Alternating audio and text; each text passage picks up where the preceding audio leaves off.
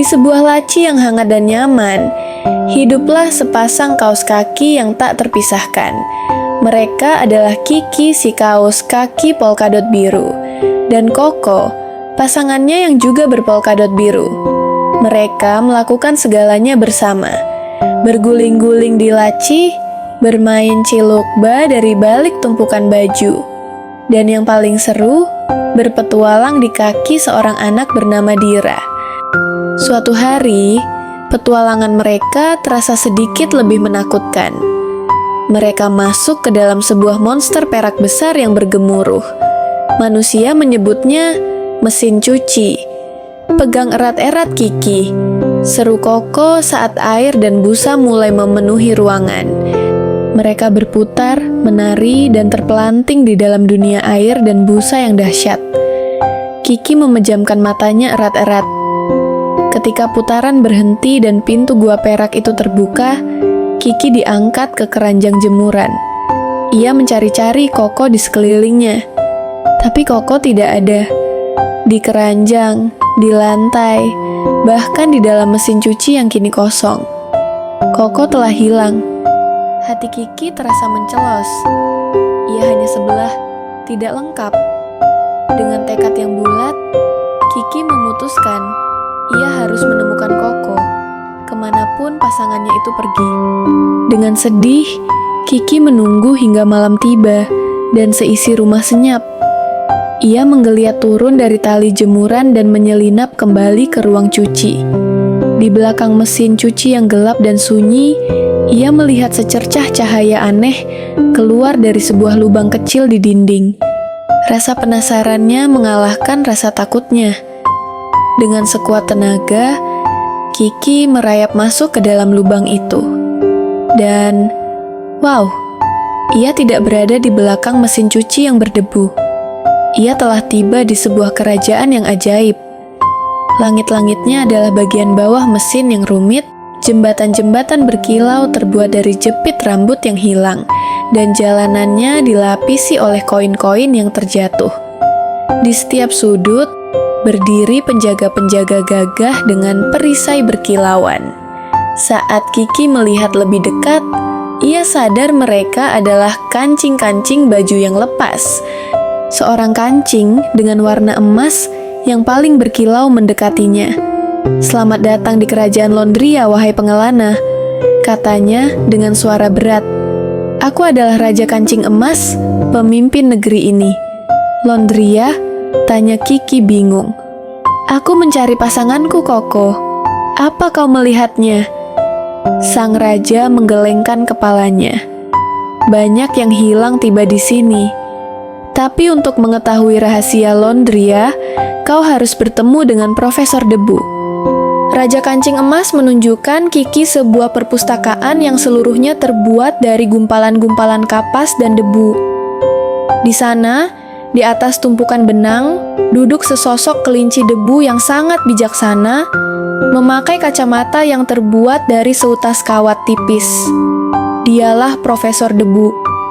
"Ah, seekor kaus kaki sebelah," kata Profesor Debu dengan suara lembut.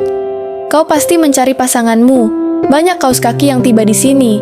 Biasanya, mereka terbawa arus hingga ke pesta kaus kaki sebelah." "Pesta?" tanya Kiki. "Benar," sang profesor mengangguk.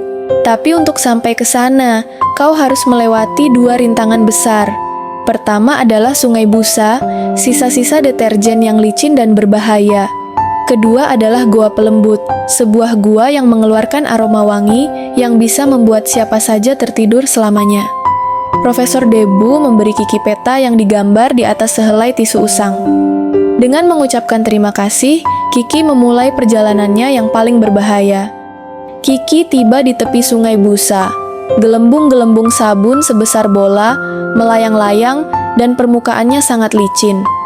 Kiki tahu ia akan langsung hanyut jika mencoba berenang. Otaknya yang cerdik pun bekerja.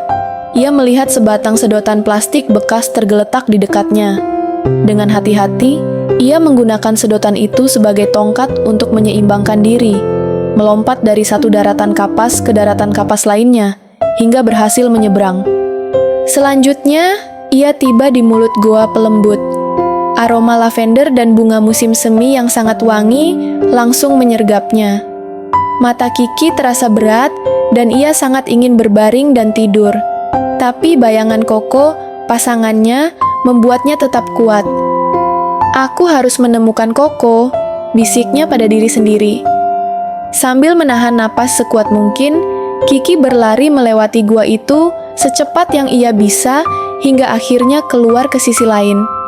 Setelah keluar dari goa, Kiki mendengar suara musik dan tawa. Ia mengikuti suara itu dan matanya terbelalak. Di sebuah lapangan luas yang diterangi oleh cahaya dari sebuah senter tua, puluhan kaus kaki sebelah sedang menari dengan riang gembira.